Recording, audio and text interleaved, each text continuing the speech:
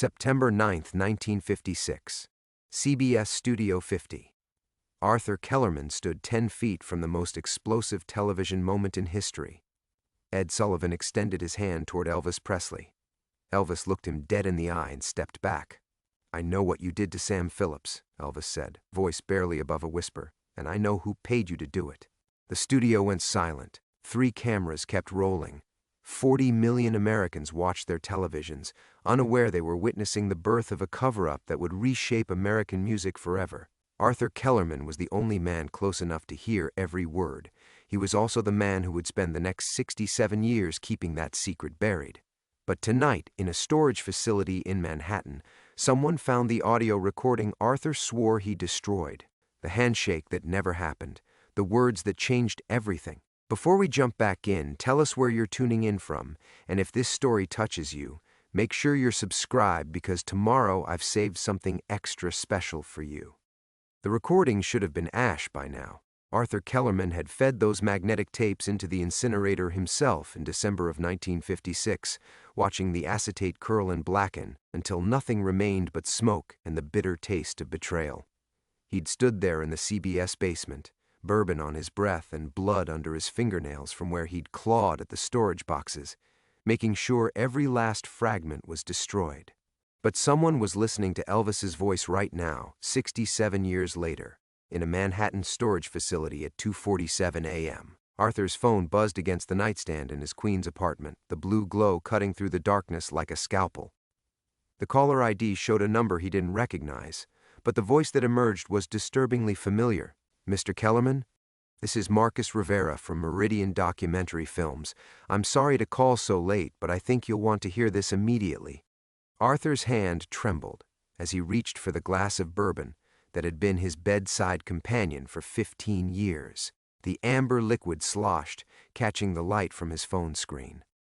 "Do you have any idea what time it is, son?" "I'm in storage unit 247B in Midtown.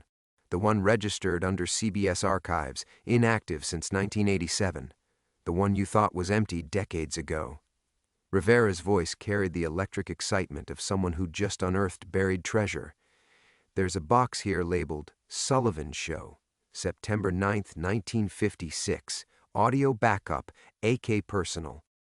The bourbon glass slipped from Arthur's fingers, shattering against the hardwood floor. 34 years ago, he'd cleared out that storage unit himself. He'd made sure every trace of that night was erased, every backup destroyed, every witness silenced or bought off. He'd sacrificed his marriage to Eleanor, his relationship with his daughter Sarah, and his entire career to make sure those tapes never saw daylight. "You're lying." Arthur's voice cracked like old leather. "I destroyed everything." "Your initials are on the box, Mr. Kellerman. AK personal in your handwriting. And there's something else, a note taped to the reel that says insurance policy, ES handshake incident, the real story. Should I play it for you?" Arthur's chest tightened. The heart attack he'd been courting with bourbon and cigarettes for years suddenly seemed imminent. He could feel his pulse hammering against his throat, could taste the metallic tang of panic on his tongue. Don't touch anything." But Rivera was already speaking to someone else in the storage facility. "Yeah, set up the portable player. We're going to digitize this tonight." "Listen to me very carefully," Arthur said, his voice dropping to the same deadly whisper Elvis had used that night in Studio 50. "You have no idea what you're playing with. There are people who would kill to keep that recording buried. People like you, Mr. Kellerman?" The line went quiet except for the sound of Arthur's ragged breathing. In the silence, he could hear the ghost of Elvis's voice echoing through his memory. "I know what you did to Sam Phillips, and I know who paid you to do it." Words that had sent shockwaves through the entertainment industry's power structure. Words that had signed death warrants and toppled empires. Arthur had been 28 years old that night, Sullivan's golden boy, the producer everyone said had a brilliant future ahead of him. He'd been wearing his best suit, the one Eleanor had picked out for him, and he'd been planning to propose to her after the show. Instead, he'd spent the next 3 hours in a CBS conference room with men in expensive suits who spoke in euphemisms and made offers that weren't really offers at all. "Mr. Kellerman?" Rivera's voice snapped him back to the present. "I'm going to play the recording now. You can either listen to it with me, or you can read about it in tomorrow's headlines." Arthur closed his eyes and saw Eleanor's face the night she'd packed her bags, 13 years into their marriage. He saw Sarah turning away from him at her high school graduation, her eyes filled with the disappointment that had never quite faded. He saw the bourbon bottles that had replaced family dinners, the empty apartment that had become his prison. All of it to protect a secret that was about to destroy him anyway. "What do you want?" Arthur whispered. "The truth, Mr. Kellerman, all of it. Starting with why Ed Sullivan really refused to shake Elvis Presley's hand, and ending with who's been paying to keep you quiet all these years." Arthur stood up slowly, his 64-year-old bones creaking like the floorboards of his crumbling apartment. Outside his window, Queens stretched endlessly into the darkness, a maze of ordinary lives lived in ordinary ways. But there was nothing ordinary about the choice he was about to make. "I'll be there in an hour," he said. The recording was waiting. Introduction.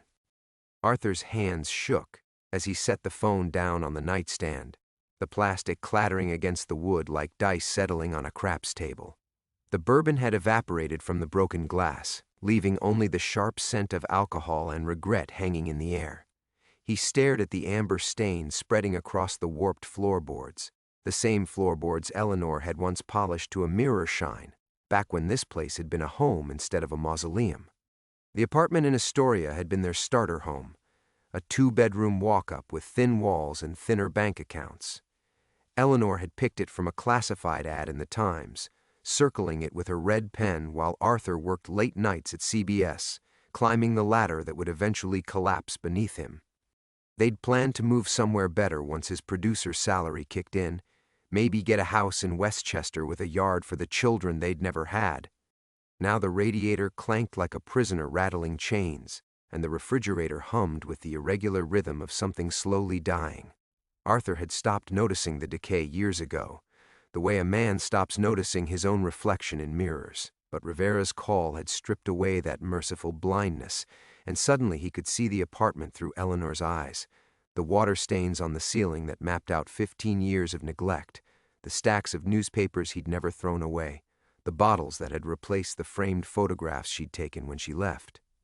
He padded to the kitchen in his bare feet, avoiding the broken glass. The linoleum was cold and slightly sticky, adhering to his soles with each step. The coffee maker sat on the counter like a loyal dog, its red light blinking steadily. Arthur had programmed it years ago to brew at 6 a.m. every morning, a vestige of routine from when his days had structure and purpose. Now it mostly served as a timer, marking the passage of days that blurred together like watercolors in rain. The phone book sat in the drawer beneath the cutlery, its pages yellow and brittle. Arthur flipped through it with trembling fingers until he found what he was looking for: Kellerman, Sarah M., physical therapist. The listing was 3 years old, but it was the only connection he had to the daughter who'd stopped returning his calls sometime during the Clinton administration. Sarah would be 32 now, probably married to that accountant she'd been dating the last time they'd spoken, Michael something. A good man, Eleanor had told him during one of their brief, excruciating phone conversations. Stable, she'd said, the word carrying the weight of everything Arthur had never been. Sarah might have children of her own by now, Arthur's grandchildren, growing up without knowing his name or why their mother's face darkened whenever someone mentioned the old days in television. He'd sent birthday cards for years, first to Eleanor's sister's address in Connecticut, then to Sarah's college dorm, finally to the physical therapy clinic where she worked. The cards had started coming back returned to sender 5 years ago, and Arthur had taken the hint. Some bridges burned so completely that even the ashes were swept away. But now, standing in his kitchen at 3 a.m. with a documentary filmmaker threatening to resurrect the dead, Arthur felt the desperate urge to hear his daughter's voice. Just once. Just to remember what love sounded like without bourbon filtering it through gauze. The taxi ride to Manhattan would give him 47 minutes to prepare for the conversation that would either free him or finish him. Rivera had sounded young on the phone, maybe early 30s, the same age Arthur had been when the world exploded around him. Young enough to believe that truth was always better than silence, that justice mattered more than survival. Arthur had believed those things once, back when his hands were steady and his conscience was clear. He pulled on the same clothes he'd worn yesterday, khakis with permanent creases from years of hanging on the same bent hanger, a button-down shirt that had been white once upon a time, a cardigan with holes in the elbows that Eleanor would have darned without being asked. The face that stared back at him from the hallway mirror belonged to a stranger. Hollow cheeks, gray stubble, eyes that had seen too much and forgotten too little.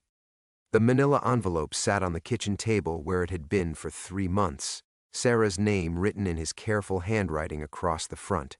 Inside, a cashier's check for $50,000 and a letter he'd rewritten 17 times, trying to explain 15 years of silence without mentioning the words that would put her in danger. An inheritance from a grandfather she'd never known, the letter claimed, insurance money that had taken decades to process. All lies, but lies that might give her a down payment on a house or send Arthur's grandchildren to college. Arthur picked up the envelope, feeling its weight like a sacrament in his hands. Whatever happened in that storage facility, whatever Rivera had found in the dark corners of CBS's forgotten archives, this had to reach Sarah first, before the headlines, before the photographs, before the world remembered Arthur Kellerman's name and why it had disappeared from the credits. The recording was waiting, but so was his daughter's forgiveness. And Arthur wasn't sure which one terrified him more. Arthur stood frozen in his kitchen, the manila envelope trembling in his hands like a dying bird. The weight of $50,000 in cashier's check felt insignificant compared to the crushing gravity of what was about to unfold. He set the envelope down carefully, as if it might shatter, and reached for the wall-mounted phone, the same avocado green rotary model that Eleanor had insisted on keeping because it has character, Arthur. His finger traced the familiar pattern of Sarah's number, muscle memory guiding him through digits he'd dialed 1,000 times but hadn't dared touch in years. The phone rang once, twice, 3 times before he remembered it was past 3 in the morning. He was about to hang up when a groggy voice answered. Hello? Sarah. Her name escaped his lips like a prayer he'd forgotten how to say properly. Silence stretched between them, filled with 15 years of accumulated hurt and the static of a bad connection. Arthur could hear her breathing, could picture her sitting up in bed, recognition dawning in eyes that had once looked at him with something approaching worship.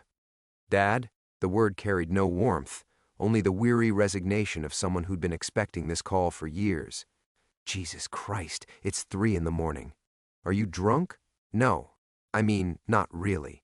Listen, Sarah, I need you to... Are you dying? Because that's the only reason I can think of for you to call me at this hour. Arthur laughed, a bitter sound that scraped his throat raw. Maybe. I don't know yet. He pressed his forehead against the kitchen wall, feeling the cool paint against his fevered skin. There's an envelope coming to you. Money. A lot of money. I need you to take it. I don't want your money, Dad. We've been through this. This is different. Arthur's voice cracked with an urgency he couldn't contain. There's going to be... Things are going to come out. About me, about what happened at CBS. You might see my name in the papers, and I need you to know that whatever they say, whatever you hear, I was trying to protect. The line went dead. Sarah had hung up, just as she'd hung up on him dozens of times before, but this time felt final in a way that made Arthur's chest tighten with panic. He dialed again, got a busy signal. She'd taken the phone off the hook. Arthur slammed the receiver down so hard the phone jumped off its wall mount, dangling by its cord like a hanged man. The silence in the apartment felt different now. Not the comfortable emptiness of solitude, but the suffocating vacuum left behind when your last lifeline snaps. His hands found the bourbon bottle on the counter, fingers wrapping around its familiar neck. One drink to steady his nerves, just one. But as he raised it to his lips, the apartment's buzzer erupted in a harsh metallic shriek that sent the bottle crashing to the floor. Arthur stood paralyzed as bourbon and broken glass spread across the linoleum. The buzzer sounded again, insistent and aggressive. 3:30 in the morning. Nobody visited him at 3:30 in the morning. Nobody visited him at all. He shuffled to the intercom, his bare feet crunching over glass shards. Yeah? Mr. Kellerman? It's Marcus Rivera. I'm downstairs. Arthur's blood turned to ice water.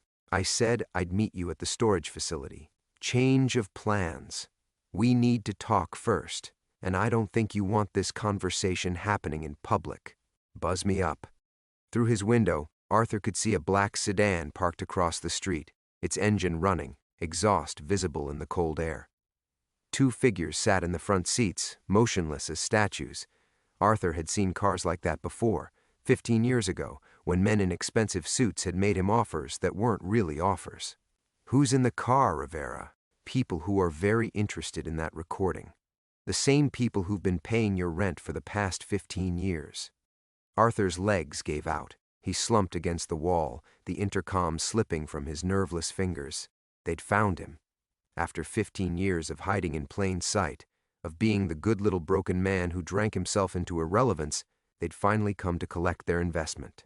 The buzzer sounded again, longer this time, more insistent. Arthur looked at the manila envelope on his kitchen table, at the broken glass and spilled bourbon, at the phone hanging dead from the wall. His old life, his careful, quiet, guilt-soaked existence, was ending whether he wanted it to or not. With shaking hands, he pressed the buzzer to let them in. The past had finally caught up with Arthur Kellerman, and there was nowhere left to run. Early development. The footsteps on the stairs sounded like a funeral march, slow, deliberate, climbing toward Arthur's door with the inevitability of Judgment Day.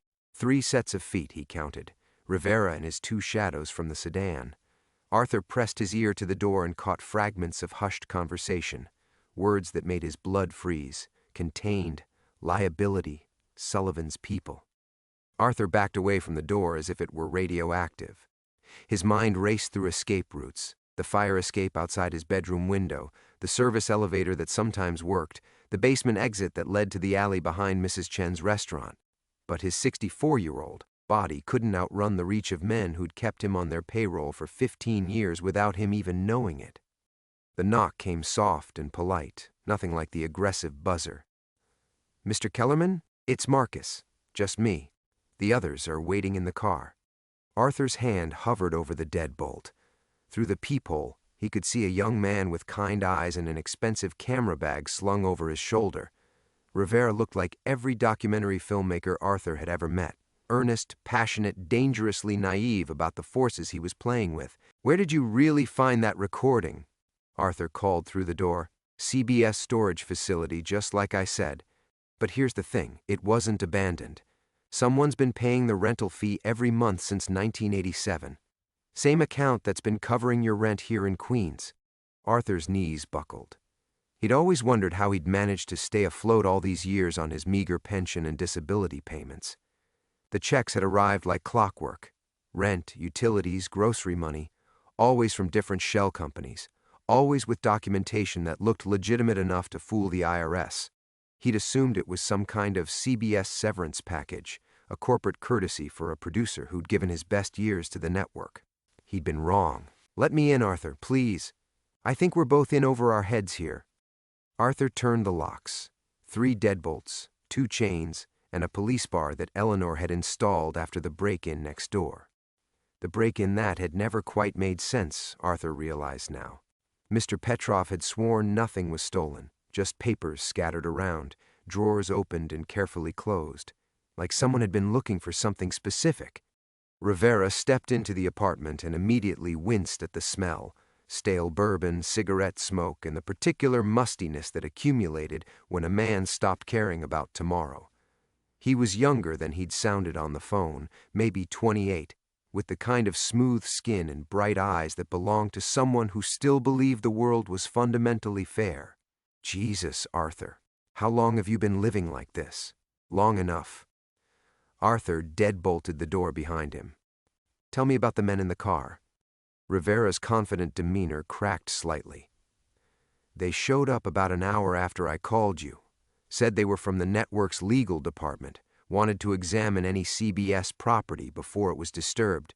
But CBS doesn't have a legal department anymore. They merged with Viacom years ago."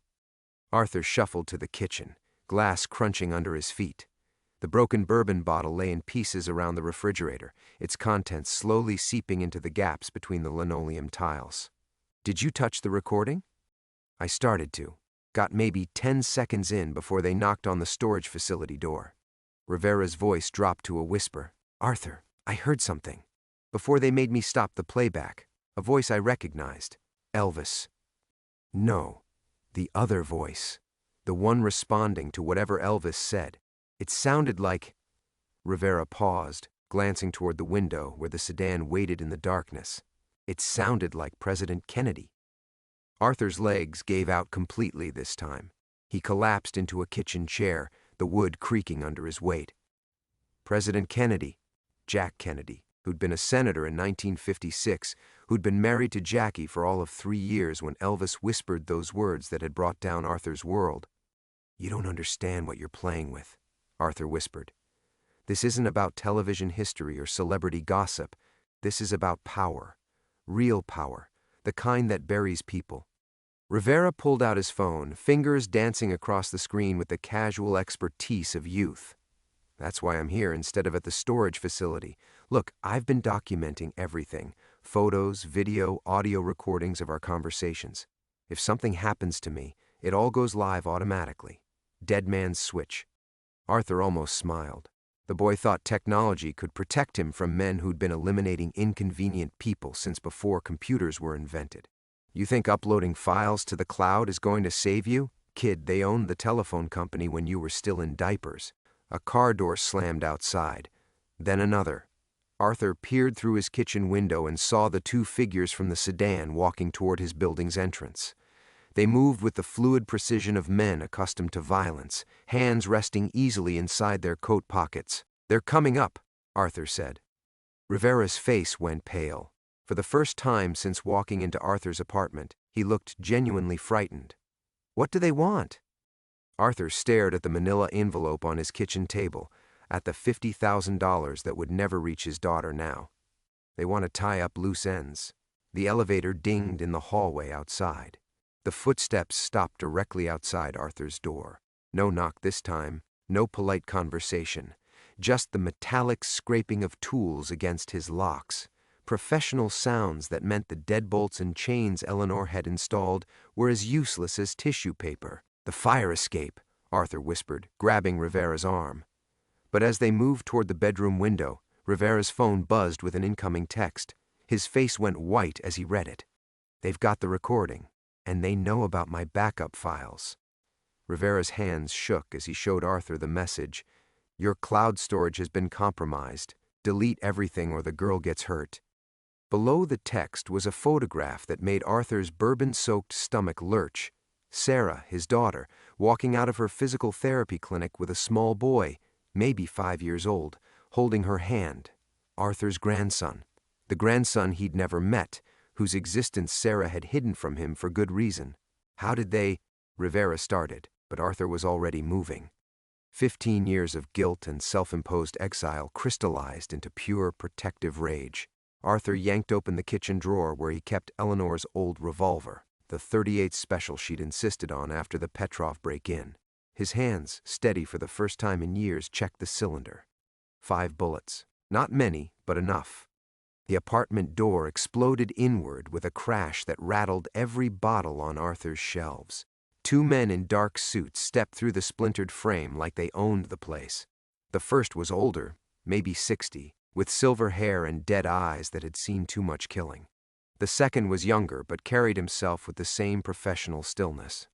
"Arthur Kellerman," the older man said, his voice carrying the neutral accent of someone who'd spent years erasing his origins. "You look terrible. 15 years of our generosity, and this is how you maintain yourself?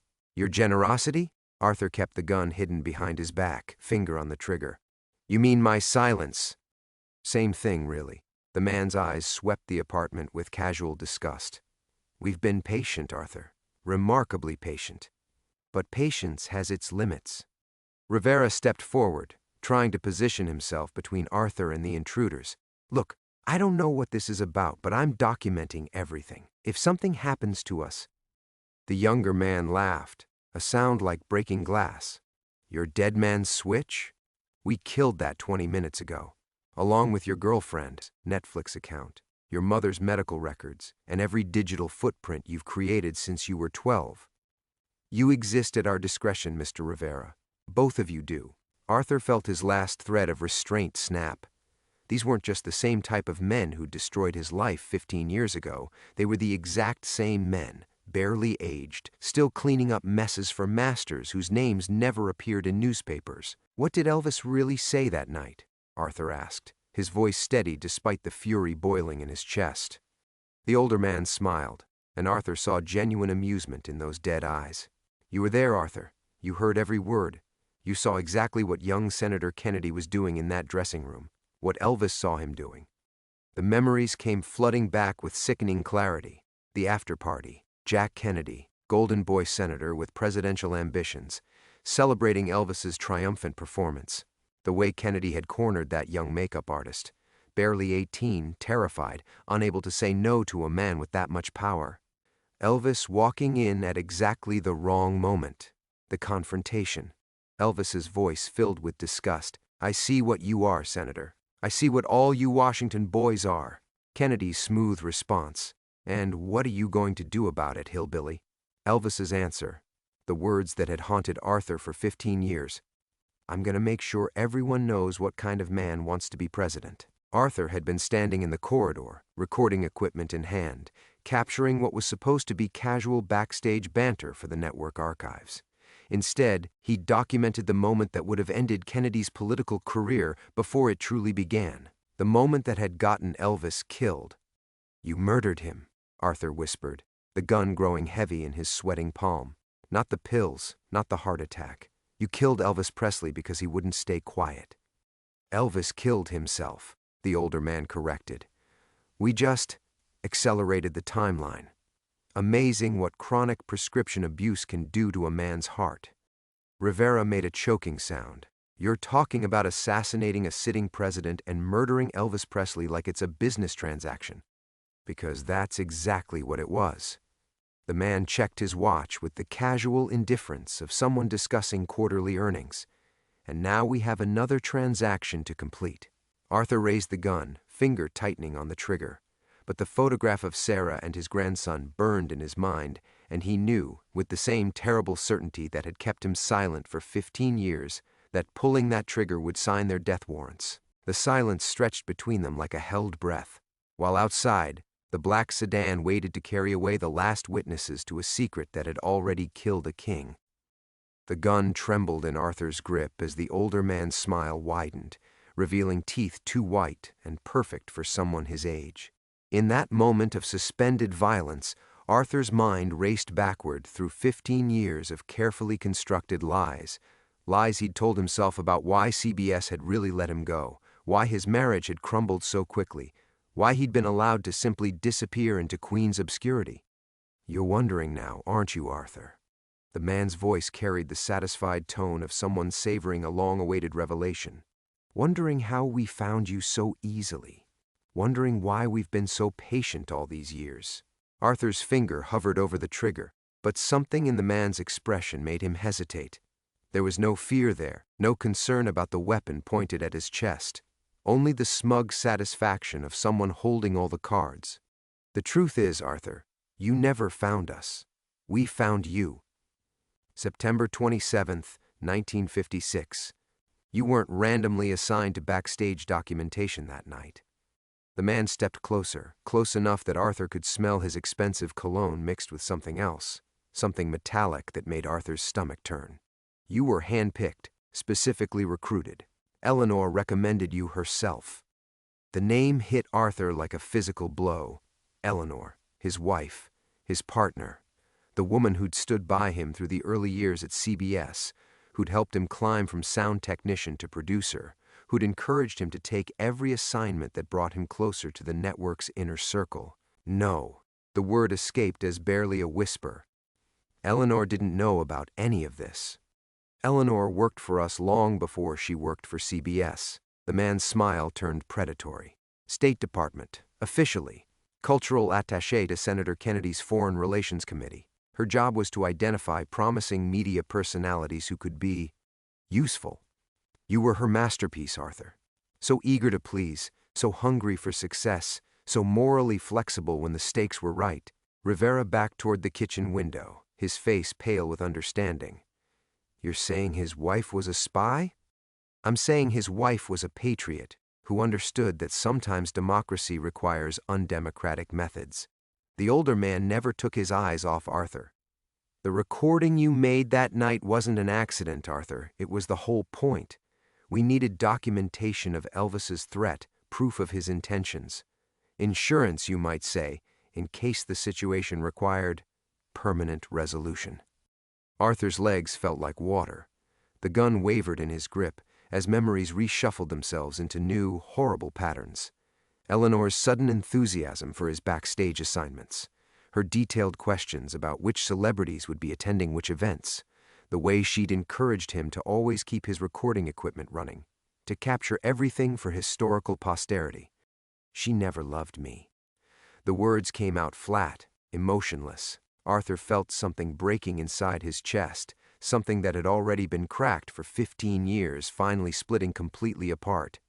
"Oh, she grew fond of you," the man said with casual cruelty. "Fondness wasn't the mission, but it happened anyway. Made things complicated when Kennedy became president and we needed to activate our insurance policy. Eleanor argued for keeping you in place, said you'd learn to keep quiet and could still be useful. But after Dealey Plaza," he shrugged, "too many loose ends, too many people who knew too much. Eleanor included." The apartment seemed to tilt around Arthur. Eleanor's death, the car accident in 1967, the mechanical failure that sent her sedan into the Potomac. He'd never questioned it, had been too deep in his bourbon-soaked grief to wonder why his wife had been driving alone on a back road at 3 a.m. "You killed her too." Arthur's voice came from somewhere outside his body, hollow and distant. "We retired her, just like we retired Elvis, just like we're going to retire you, unless you do exactly what we tell you." The man gestured toward Rivera, who was pressed against the kitchen window like a trapped animal. "Your young friend here made things urgent with his documentary project. 40 years was a good run for this particular secret, but times change. Technology makes burial more difficult." Arthur looked at the gun in his hand, then at the photograph of his daughter on Rivera's phone screen.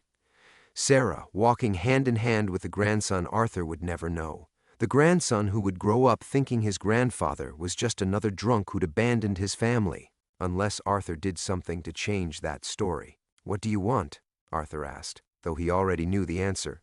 "The recording, all copies, and your silence, permanent silence. In exchange, your daughter lives. Your grandson grows up. The world keeps spinning without knowing that sometimes its heroes are villains and its villains are patriots." Arthur raised the gun again, but this time he wasn't pointing it at the older man. This time he was pointing it at Marcus Rivera. "I'm sorry, kid," Arthur whispered, "but some secrets are worth dying for." Rivera's eyes widened, but he didn't flinch.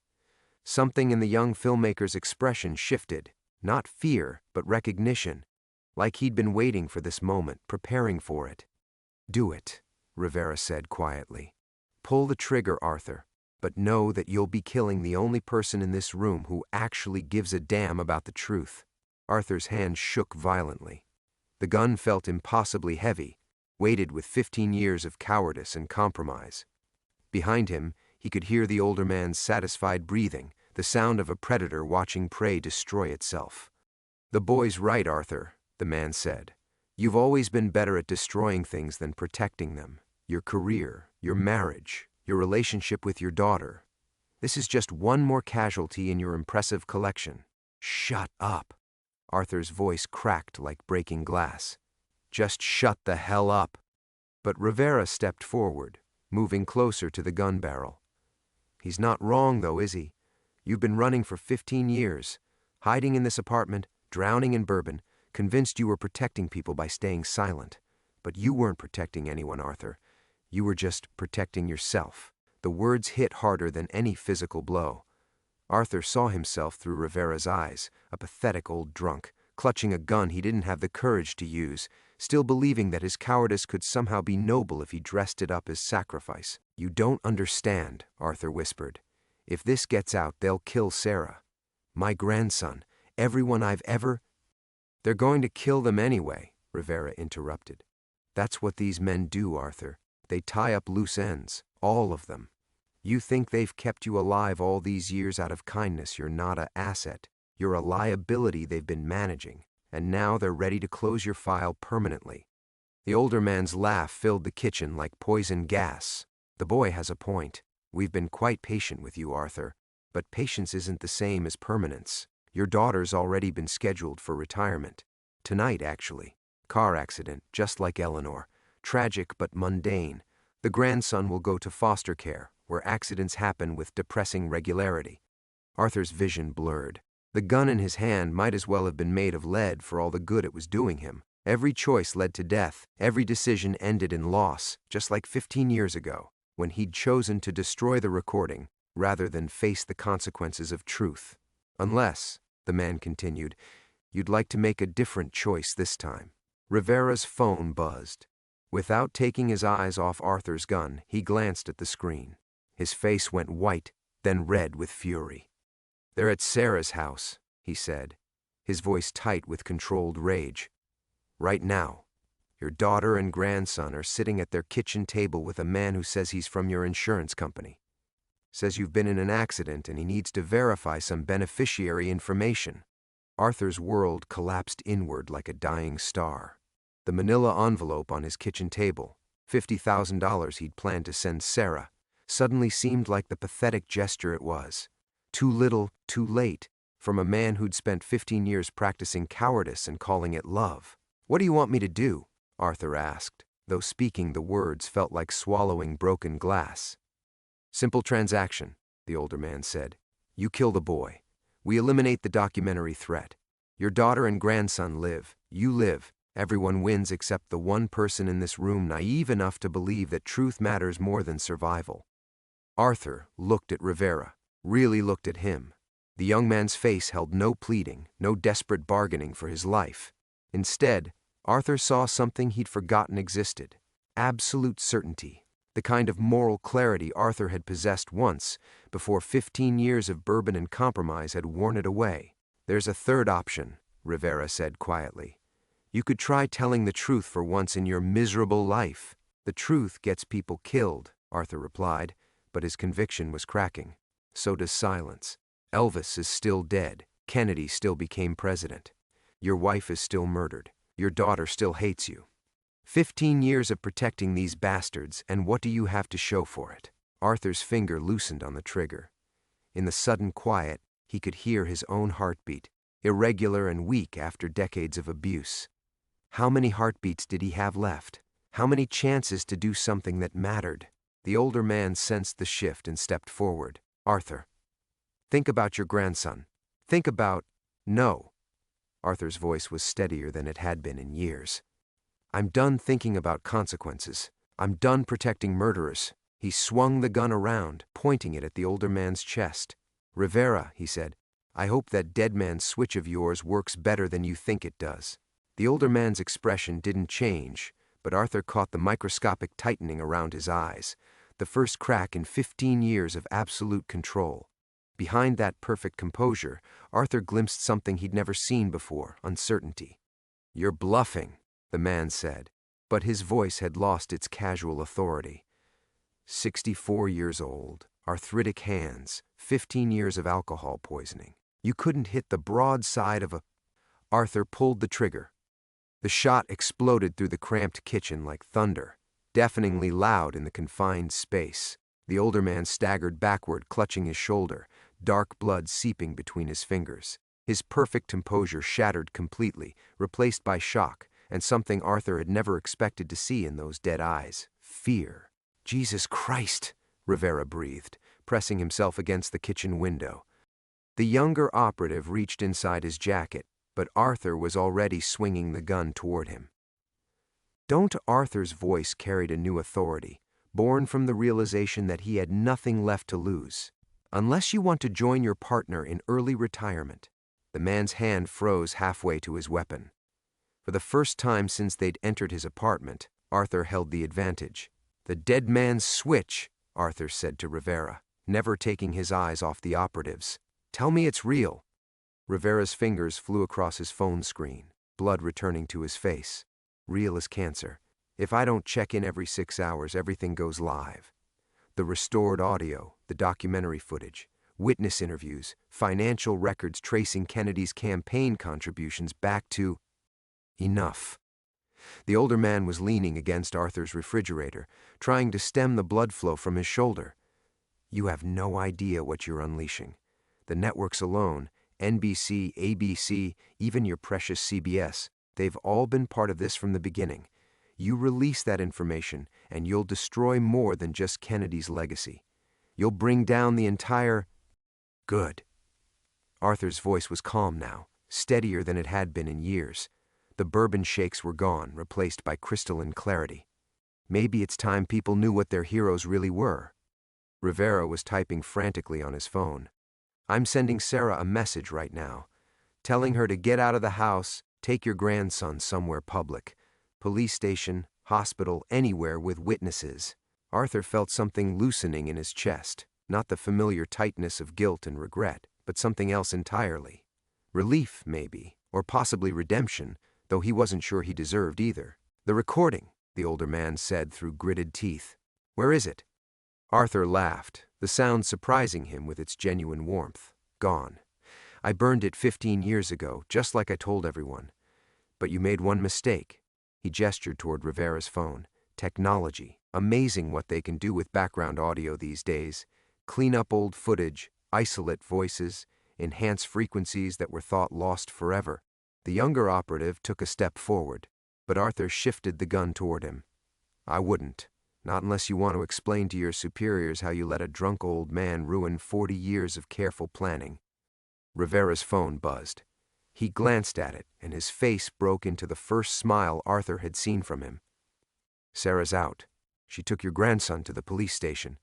Says there's something wrong with the insurance man. He knew too much about your background, asked too many specific questions." Arthur felt his legs nearly give out with relief. Sarah was safe. His grandson, whose name he still didn't know, was safe. For the first time in 15 years, Arthur had actually protected something instead of destroying it. The older man was growing pale from blood loss, but his voice remained steady. "This isn't over, Arthur. You think releasing that information will change anything? Kennedy's been dead for 20 years. Elvis longer than that. You're exposing crimes committed by ghosts." "Maybe." Arthur kept the gun trained on the younger operative while addressing his bleeding partner. "But ghosts have a way of haunting the living, and some truths are worth dying for." He paused, thinking of Eleanor, of Elvis, of all the voices silenced to protect powerful men's reputations. "Rivera, how long until your documentary goes live?" Rivera checked his phone again.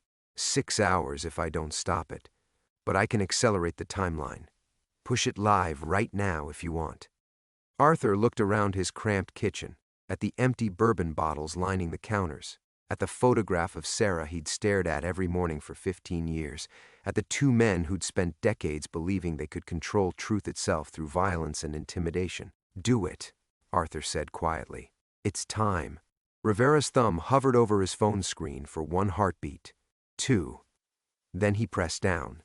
"It's done," he said. "The truth is out there now, all of it." Arthur nodded, still pointing the gun at the younger operative. Outside his window, he could hear sirens approaching. Whether called by neighbors reporting gunshots or by Rivera's emergency protocols, he didn't know. What he did know was that for the first time in 15 years, Arthur Kellerman was no longer afraid. The sirens grew louder, their wails cutting through the October afternoon like mourning songs. Arthur kept the gun steady, watching the color drain from the older man's face as blood seeped between his fingers. In the distance, he could hear car doors slamming, voices shouting orders, the heavy footsteps of authority ascending his building's rotting staircase. Arthur Rivera's voice was gentle now, almost tender. "You need to put the gun down. When they come through that door—" "I know." Arthur's voice carried a strange serenity. He looked at the weapon in his hand, Sarah's grandfather's service revolver, carried through Korea and 30 years of police work before ending up in Arthur's desk drawer, like a forgotten prayer. Funny thing about being afraid for 15 years. When it finally stops, the silence is deafening. The younger operative shifted slightly, testing Arthur's attention. Without looking away from his bleeding partner, Arthur adjusted his aim. "Don't. I may be old, but I'm not done yet." Through his kitchen window, Arthur could see news vans already gathering on the street below, their satellite dishes reaching toward the sky like mechanical flowers seeking light. Rivera's documentary was spreading across the internet, each share and download carrying Elvis's words further into the world. The truth has a momentum all its own, Arthur thought. Once it starts rolling, even dead presidents can't stop it. Kellerman? The voice from the hallway was sharp, professional. NYPD, open the door. Arthur looked at Rivera, who was watching him with something approaching admiration. When they ask you about this, Arthur said, tell them I wasn't a hero. Heroes don't wait 15 years to do the right thing. What should I tell them you were? Arthur considered this, thinking of Eleanor's betrayal, of Elvis's whispered words, of Sarah's face the last time they'd spoken. A man who finally stopped running from his own conscience. The pounding on his apartment door grew more insistent. Arthur could hear them preparing to break it down, the familiar choreography of authority asserting itself. He thought of all the doors he'd walked through in his life. CBS studios, recording booths, bars, divorce courts, this crumbling apartment that had been both his prison and his sanctuary. Arthur, the older man said, his voice weaker now but still carrying that infuriating certainty. You think this changes anything? Tomorrow there will be congressional hearings, investigations, committees. And in 6 months, when the news cycle moves on, we'll still be here. We'll still be doing what needs to be done. Arthur smiled, the expression feeling strange on his face after so many years of practiced bitterness. Maybe. But Elvis's words will still be out there too, and sometimes that's enough. The apartment door exploded inward. Police officers flooded through the entrance, weapons drawn, voices overlapping in sharp commands. Arthur set the gun on his kitchen counter and raised his hands, feeling lighter than he had in decades. As they cuffed him, Arthur caught Rivera's eye one final time. The young filmmaker was recording everything on his phone, documenting this last scene in a story that had begun on a September night in 1956 when a young man from Memphis had whispered words that shook the foundations of power. The audio quality on that recording, Arthur called out as they led him toward the door. Elvis was closer to the microphone than anyone knew. Every word should be crystal clear. Rivera nodded, understanding passing between them like a shared secret. The truth was loose now, spreading through fiber optic cables and wireless networks, reaching into living rooms and coffee shops and college dormitories where young people would hear Elvis Presley's voice, saying things their grandparents had never imagined. The hallway smelled like decades of other people's lives, cooking spices, cigarette smoke, the accumulated weight of small tragedies and smaller triumphs. Arthur had walked this hallway thousands of times, always alone, always carrying the burden of what he knew. Now, as they guided him toward the stairs, he felt something he'd forgotten was possible: peace. Outside, the October sky was the color of old pewter, heavy with the promise of rain. Arthur breathed in the crisp air, tasting autumn and possibility.